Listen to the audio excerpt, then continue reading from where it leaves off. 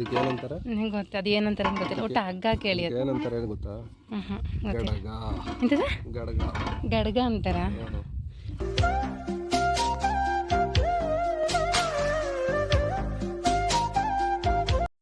Hi welcome back to my channel. So ಇವತ್ತು ಬೆಳಗ್ಗೆಯಿಂದ vlog start ಮಾಡ್ತಾ ಇದ್ದೀನಿ. ಇವತ್ತು ಸಂಡೇ ವ್ಲಾಗ್ ಅಂತಲೇ ಹೇಳ್ಬೋದು. ಸೊ ತುಂಬ ದಿನ ಆಗೋಯಿತು, ಲಾಂಗ್ ಗ್ಯಾಪ್ ಆಗೋಯಿತು ನಾನು ವಿಡಿಯೋ ಮಾಡಿ. ಸೊ ವಿಡಿಯೋ ಅಪ್ಲೋಡಿಂಗ್ ತುಂಬ ಪ್ರಾಬ್ಲಮ್ ಆಗ್ತಿದೆ, ಹಾಗಾಗಿ ನನಗೆ ವಿಡಿಯೋ ರೆಗ್ಯುಲರಾಗಿ ಮಾಡಲಿಕ್ಕೆ ಸ್ವಲ್ಪ ಪ್ರಾಬ್ಲಮ್ ಆಗ್ತಿದೆ. ಸೊ ಸಾಧ್ಯವಾದಷ್ಟು ಟ್ರೈ ಮಾಡ್ತೀನಿ. ಇವಾಗ ಬೆಳಗ್ಗೆ ನಾನು ತಿಂಡಿ ಪಾಲಕ್ ರೈಸ್ ಮಾಡೋಣ ಅಂತ. ಸೊ ಇದೊಂದು ತುಂಬ ಒಳ್ಳೆ ರೆಸಿಪಿ ಅಂತಲೇ ಹೇಳ್ಬೋದು. ತಿನ್ನಲಿಕ್ಕೂ ಟೇಸ್ಟ್ ಕೂಡ ತುಂಬ ಚೆನ್ನಾಗಿರುತ್ತೆ, ಆರೋಗ್ಯಕ್ಕೂ ಕೂಡ ತುಂಬಾ ಒಳ್ಳೆಯದು ಅಂತಲೇ ಹೇಳ್ಬೋದು. ಸೊ ಇದಕ್ಕೆ ನಾನು ಸ್ಪ್ರಿಂಗ್ ಆನಿಯನ್ ಯೂಸ್ ಮಾಡ್ಕೊಂಡು ನಾನು ಪಾಲಕ್ ರೈಸ್ ಮಾಡ್ತಾಯಿದ್ದೀನಿ. ತುಂಬಾ ಚೆನ್ನಾಗಿತ್ತು ತಿಂಡಿ ಮಾತ್ರ. ಸೊ ಬನ್ನಿ ಈ ವಿಡಿಯೋ ಸ್ಟಾರ್ಟ್ ಮಾಡೋಣ. ಸ್ಟಾರ್ಟ್ ಮಾಡೋಕ್ಕಿಂತ ಮುಂಚೆ ಈ ವಿಡಿಯೋ ನಿಮಗೆ ಇಷ್ಟ ಆದರೆ ಲೈಕ್, ಶೇರ್, ಕಾಮೆಂಟ್ ಮಾಡಿ, ಮತ್ತು ಸಬ್ಸ್ಕ್ರೈಬ್ ಮಾಡ್ಕೊಂಡಿಲ್ಲ ಅಂದರೆ ಸಬ್ಸ್ಕ್ರೈಬ್ ಮಾಡ್ಕೊಂಡು ಪಕ್ಕದಲ್ಲಿ ಕಾಣೋ ಅಂಥ ಬೆಲ್ ಐಕಾನ್ನ ಕ್ಲಿಕ್ ಮಾಡಿ ಅಂತ ಕೇಳ್ತಾ ಈ ವಿಡಿಯೋನ ಸ್ಟಾರ್ಟ್ ಮಾಡ್ತಾಯಿದ್ದೀನಿ. ಸೊ ಪಾಲಕ್ ಸೊಪ್ಪನ್ನ ಸ್ವಲ್ಪ ಬೇಯಿಸ್ಕೊಂಡಿದ್ದೀನಿ, ಮತ್ತು ಸ್ಪ್ರಿಂಗ್ ಆನಿಯನ್ ಕೂಡ ಕಟ್ ಮಾಡ್ಕೊಂಡಿದ್ದೀನಿ. ಇವಾಗ ಒಂದು ಬಾಣಲೆ ಇಟ್ಕೊಂಡು ಸೊ ಅದಕ್ಕೆ ಸ್ವಲ್ಪ ಎಣ್ಣೆ ಜಾಸ್ತಿ ಇರಬೇಕು. ಇದಕ್ಕೆ ಒಂದು 5-6 ಟೇಬಲ್ ಸ್ಪೂನಷ್ಟು ಎಣ್ಣೆ, ಮತ್ತು ಸಾಸಿವೆ, ಜೀರಿಗೆ ಮತ್ತು ಎಲ್ಲ ಥರ ಮಸಾಲೆನ ಹಾಕ್ಕೊಂಡಿದ್ದೀನಿ. ಚಕ್ಕೆ, ಲವಂಗ, ಮೆಣಸು, ಜೀರಿಗೆ ಎಲ್ಲ ಹಾಕ್ಕೊಂಡಿದ್ದೀನಿ. ಸೊ ಅದೆಲ್ಲ ಹಾಕಿದಾದ್ಮೇಲೆ ಸ್ವಲ್ಪ ಕರಿಬೇವು ಮತ್ತು ಈರುಳ್ಳಿನ ಹಾಕ್ಕೊಂಡು ಫ್ರೈ ಮಾಡ್ಕೋಬೇಕು. ಇದಕ್ಕೂ ಸ್ವಲ್ಪ ಫ್ರೈ ಆದಮೇಲೆ ನಾನು ಇದಕ್ಕೆ ಸ್ಪ್ರಿಂಗ್ ಆನಿಯನ್ ಹಾಕ್ಕೋತಾ ಇದ್ದೀನಿ. ನಾನು ಸ್ಪ್ರಿಂಗ್ ಆನಿಯನ್ ಹಾಕ್ಕೊಂಡ್ರೆ ಚೆನ್ನಾಗಿ ಬರುತ್ತೋ ಇಲ್ವೋ ಅಂತ ನಾನು ಅಂದ್ಕೊಂಡಿದ್ದೆ. ಸೊ ಡೌಟಿಂದ ನಾನು ಮಾಡ್ತಿದ್ದೆ, ಯಾಕೆಂದರೆ ಬಟಾಣಿ ಕೂಡ ಇರಲಿಲ್ಲ, ಹಾಗಾಗಿ ನೆನೆಸಿರಲಿಲ್ಲ ಬಟಾಣಿ. ಒಣಗಿದ ಬಟಾಣಿ ಇತ್ತು, ಹಸಿ ಬಟಾಣಿ ಇರಲಿಲ್ಲ. ಸೊ ನೆನೆಸಿರಲಿಲ್ವಲ್ಲ, ನೋಡೋಣ ಇದನ್ನೇ ಹಾಕಿ ಮಾಡೋಣ ಅಂಥೇಳಿ ಮಾಡಿದೆ. ಸೊ ತುಂಬ ಅಂದರೆ ತುಂಬ ಚೆನ್ನಾಗಿತ್ತು ಟೇಸ್ಟು. ಸೊ ಇವಾಗ ಇದಕ್ಕೆ ಸ್ವಲ್ಪ ಉಪ್ಪು, ಸ್ವಲ್ಪ ಅರಿಶಿನ ಪುಡಿ ಹಾಕಿ ಚೆನ್ನಾಗಿ ಫ್ರೈ ಮಾಡ್ಕೊಂಡಿದ್ದೀನಿ. ಇವಾಗ ನಾನು ಪಾಲಕ್ ಸೊಪ್ಪನ್ನ ರುಬ್ಕೊಂಡಿದ್ದೆ.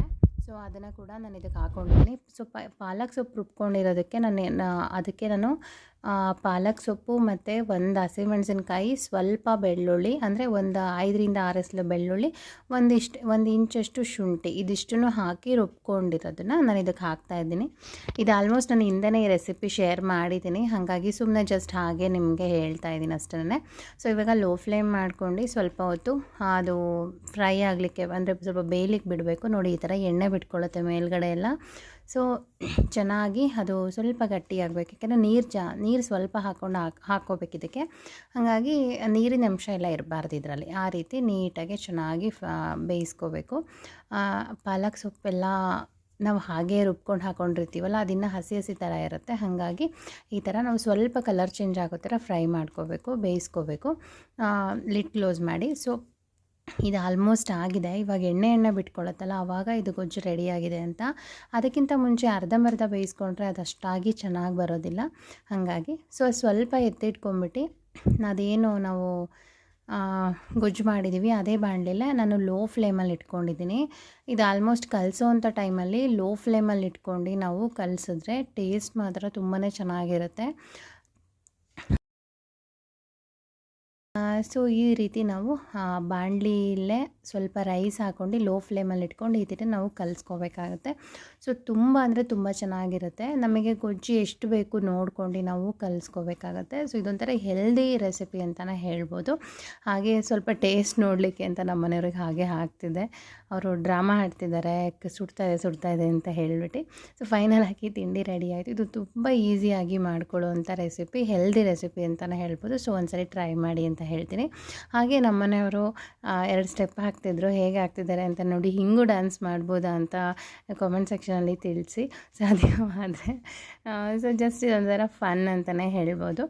ಇವಾಗ ನಾವು ಟೆಂಪಲ್ಗೆ ಹೊರಟ್ವಿ. ಸೊ ನಾನು ಅಲ್ಲಿಂದ ಬರುವಾಗ ಯಾವುದೇ ರೀತಿಯಾದ ವಿಡಿಯೋ ಮಾಡಲಿಲ್ಲ. ಸೊ ತುಂಬ ಲಾಂಗ್ ನನಗೆ ಅವತ್ತು ವಿಡಿಯೋ ಮಾಡಲಿಕ್ಕೆ ಅಷ್ಟಾಗಿ ಇದಿರಲಿಲ್ಲ. ಹಾಗಾಗಿ ಇಲ್ಲಿಗೆ ಬಂದಮೇಲೆ ನಾನು ವಿಡಿಯೋನ ಸ್ಟಾರ್ಟ್ ಮಾಡಿದೆ.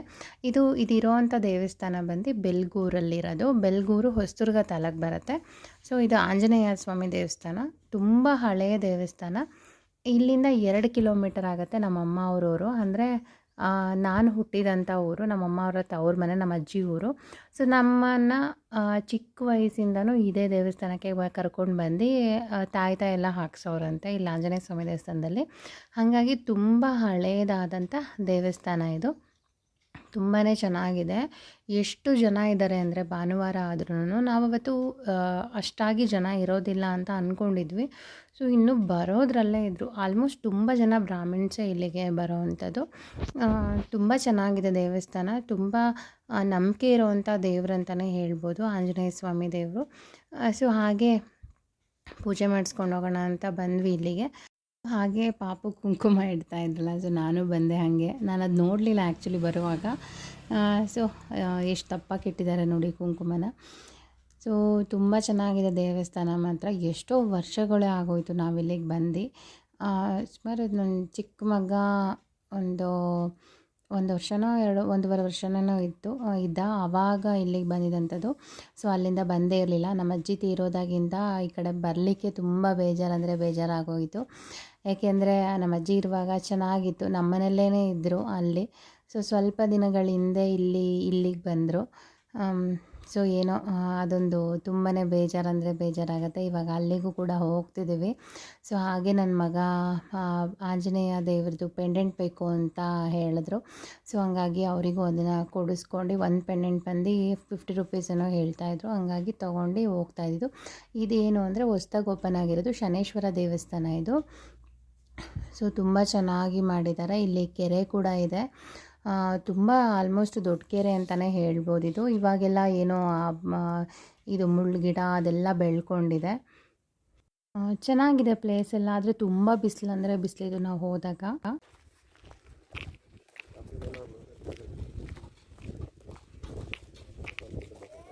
ಇಲ್ಲೇ ಬಾ, ಇಲ್ಲೇ ಬಿಡೋಣ ಬಾ, ಇಲ್ಲೇ ಬಿಡೋಣ ಬಾ. ಅಯ್ಯೋ ಅಯ್ಯೋ ಅವನು ಅಷ್ಟೊಂದು ಇದಾಗಿ ನಮ್ಮ ಕರ್ಕೋಚಿ ಬರ್ಬೇಕಾಯ್ತು ಕಣ. ಮುಂಚೆ ನೀರಿಗೆ ಬಂದಾಗ ನಿನ್ನ ಹತ್ರ ಜಗಿಸ್ತಿದ್ದೆ ಚೆನ್ನಾಗಿ.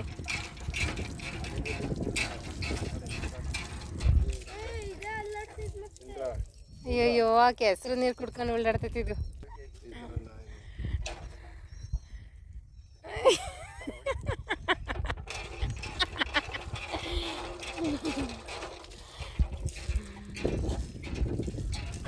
ಈಗ ಜಗ್ಗುಳೆ ಕಮ್ಮಿ ಅಲ್ಲ.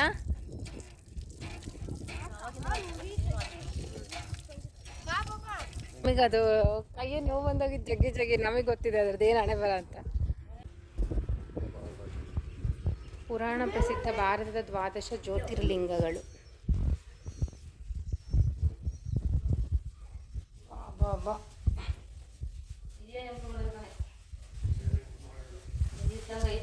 ಸೊ ನಾನು ಕೆಳಗಡೆ ಇಳಿದೋದ್ಮೇಲೆ ನನಗೆ ಅದು ಹೈಟಾಗಿ ಕಾಣಿಸ್ತು ಗಂಟೆ. ಸೊ ನನಗೆ ಸಿಗಲ್ವೇನೋ ಅಂತ ಅಂದ್ಕೊಂಡು ಮೇಲ್ಗಡೆ ಬಂದರೆ ನೋಡಿದ್ರೆ ಕೈಗೆ ಆರಾಮಾಗಿ ಸಿಗುತ್ತೆ. ಸೊ ಎತ್ತಿದೆಯಲ್ಲ ಹಾಗೆ ಗಂಟೆ ಓಡಿಸ್ಬಿಡು ಅಂತ ಹೇಳ್ಬಿಟ್ಟು ಹಂಗೆ ಎತ್ಕೊಂಡು ಓಡಿಸಿದ್ರು.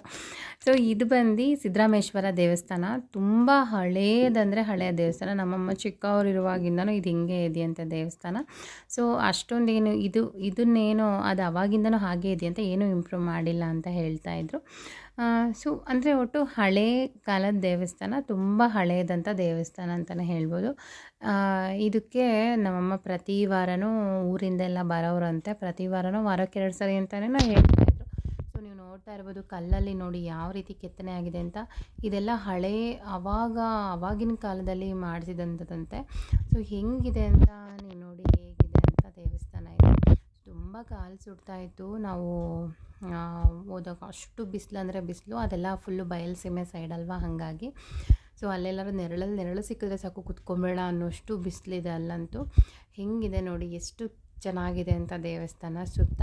ಸೊ ಇಲ್ಲಿ ಒಂದು ಪಕ್ಕದಲ್ಲೇ ಒಂದು ಓಪನ್ ಬಿಟ್ಟಿದ್ದಾರೆ. ಅಲ್ಲಿ ಕ್ಲೋಸ್ ಆಗಿದ್ರೆ ಇಲ್ಲಿ ಬಂದು ದೇವ್ರ ದರ್ಶನ ಮಾಡ್ಕೊಂಡು ನಮಸ್ಕಾರ ಮಾಡ್ಕೊಂಡು ಹೋಗ್ಬೋದು. ಸೊ ನೀವು ನೋಡ್ತಾ ಇರ್ಬೋದು ಯಾವ ಥರ ಕಾಣಿಸ್ತಿದೆ ಅಂತ. ಅಷ್ಟೊಂದು ಕ್ಲಿಯರಾಗಿ ಕಾಣಿಸ್ತಿಲ್ಲ. ಸೊ ಇಲ್ಲಿ ಚೆನ್ನಾಗಿ ಕಾಣುತ್ತೆ ದೇವರು, ಹಂಗಾಗಿ ಇಲ್ಲೇ ನೋಡ್ಕೊಂಡ್ವಿ.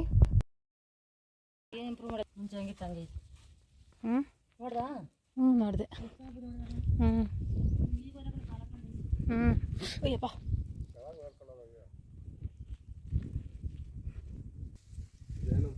ಬಾವಿ ಇದು ಇದು ಇದೇನಿದು? ಇದು ಹಗ್ಗ ಹಾಕಿ ಸೇದೋದು. ಏನು ಸೇದೋದು? ಇದಕ್ಕೆ ಏನಂತಾರೆ? ನಂಗೆ ಗೊತ್ತು, ಅದು ಏನಂತಾರೆ ಅಂತ ಗೊತ್ತಿಲ್ಲ. ಒಟ್ಟು ಹಗ್ಗ ಹಾಕಿ ಎಳಿಯೋದು. ಏನಂತಾರೆ ಏನು ಗೊತ್ತಾ? ಗೊತ್ತಿಲ್ಲ. ಗಡಗ. ಎಂತದ? ಗಡಗ. ಗಡ್ಗ ಅಂತಾರ? ಅದು ಗೊತ್ತಿಲ್ಲ. ಇದು ಹಿಂಗೆ ಹಾಕಿದ ತಕ್ಷಣ ರೋಲ್ ಆಗುತ್ತಲ್ಲ? ಅಲ್ಲ, ನಮ್ಮೂರಲ್ಲಿ ಹಿಂಗೆ ಇದ್ದಿದ್ದ. ಚಂದ ಅಲ್ಲ ಬಾವಿಲಿ ನೀಸಿದ್ದು. ಒಂದ್ಸರಿನೂ ಸೇದಿಲ್ಲ ಕಣ್ರಿ. ಗಡ್ಗ.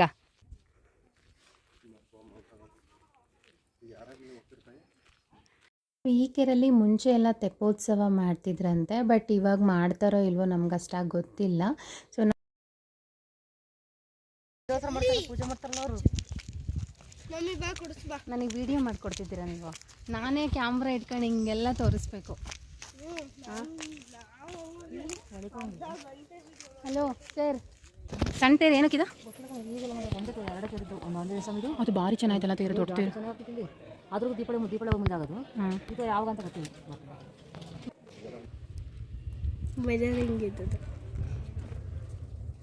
ಬಜರಂಗಿ ಡಾಲರ್.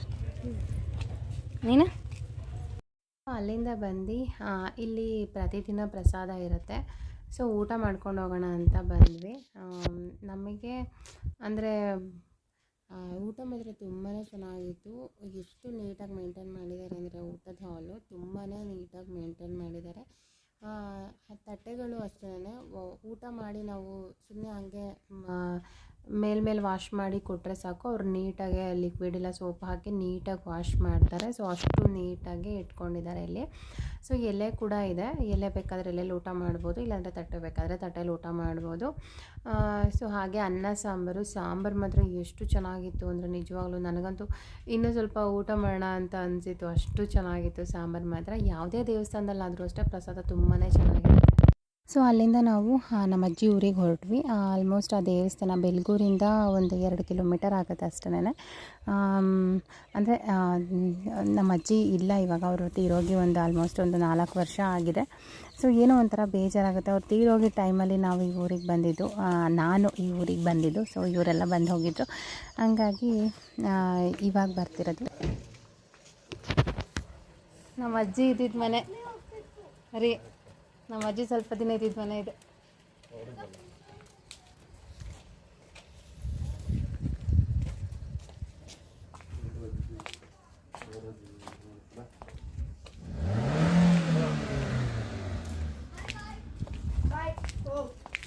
ಅಮ್ಮಜ್ಜಿ ಇಲ್ಲಿದ್ದಿದ್ದು ಸ್ವಲ್ಪ ಕಡಿಮೆ, ನಮ್ಮ ತಾತ ತೀರೋದಾಗಿಂದ ನಮ್ಮನೇಲೇ ಇದ್ದಿದ್ದಂಥದ್ದು ಆ ಊರಲ್ಲಿ. ಸೊ ಅದೇನು ಮನೆ ಆವಾಗಲೇ ತೋರಿಸ್ದೆ, ಅದು ಇವ್ರ ಮನೆ ಬಿಟ್ಟು ಹೋದಾಗ ಸ್ವಲ್ಪ ದಿನ ಅಲ್ಲಿ ಅವರು ಇದ್ದರು. ಸೊ ಇದು ಇವಾಗ ಕಟ್ಟಿರೋವಂಥ ಮನೆ, ಸಿಂಪಲಾಗಿ ಕಟ್ಟಿದ್ದಾರೆ.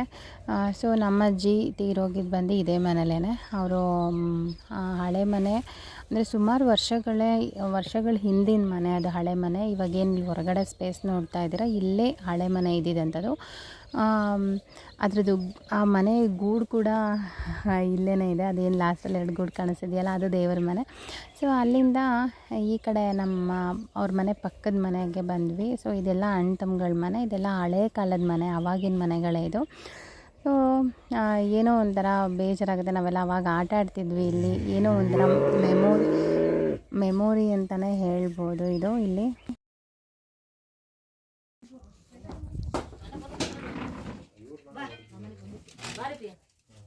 ಕುತ್ಕೊಂಡೆ ಬಂದು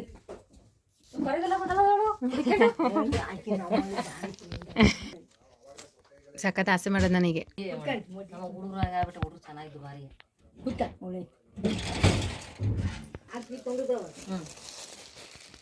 ಹೋಗ್ತೀವಿ ಹಂಗೆ ಮನೆಗೆ ಹೋಗಿ. ಊಟ ಏನೂ ಮಾಡಲಿಲ್ಲ, ಯಾಕೆಂದರೆ ದೇವಸ್ಥಾನದಲ್ಲಿ ಊಟ ಮಾಡ್ಕೊಂಡು ಬಂದಿದ್ವಲ್ಲ, ಹಾಗಾಗಿ ಕಾಫಿ ಕುಡ್ಕೊಂಡು ಹಾಗೆ ನಮ್ಮ ಆಂಟಿ ಮನೆಗೆ ಹೋಗೋಣ ಅಂತ ಹೊರಟ್ವಿ. ನಮ್ಮ ಆಂಟಿ ಅಂದರೆ ನಮ್ಮ ಅಮ್ಮನ ತಂಗಿ, ಅಂದರೆ ಸ್ವಂತ ತಂಗಿ ಅಲ್ಲ, ನಮ್ಮ ಅಜ್ಜಿ ಇದ್ದಾರಲ್ಲ ಅವರ ತಂಗಿ ಮಗಳು. ಸೊ ಅಕ್ಕ ತಂಗಿರ ಮಕ್ಕಳು ಇವರು, ಹಾಗಾಗಿ ಅವ್ರ ಮನೆಗೆ ಹೋಗೋಣ ಅಂತ ಹೊರಟ್ವಿ. ಇಲ್ಲೇ ಹತ್ರದಲ್ಲಿ ಇರೋವಂಥದ್ದು ಅವ್ರ ಮನೆ.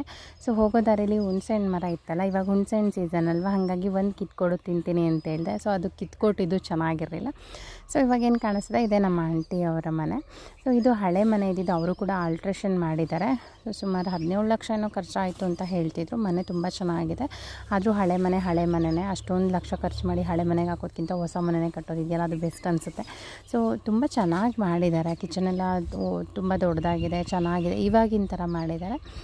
ಬಟ್ ಮೇಲ್ಗಡೆ ಅಟ್ಟ ಬಂದಿದೆ.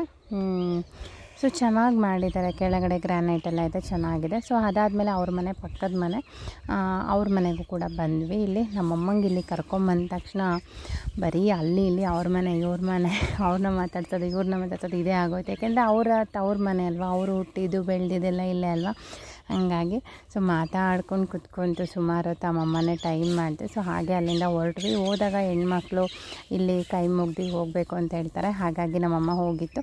ಸೊ ಮನೆ ಹೆಣ್ಮಗಳಲ್ವ, ಹಾಗಾಗಿ. ಸೊ ಓಕೆ ಫ್ರೆಂಡ್ಸ್, ಈ ವಿಡಿಯೋನೂ ಕೂಡ ನಾನು ಇಲ್ಲಿಗೆ ಎಂಡ್ ಮಾಡ್ತೀನಿ. ಸಿಗ್ತೀನಿ ನೆಕ್ಸ್ಟ್ ವಿಡಿಯೋದಲ್ಲಿ. ಅಲ್ಲಿವರೆಗೂ ಟೇಕ್ ಕೇರ್, ಬಾಯ್.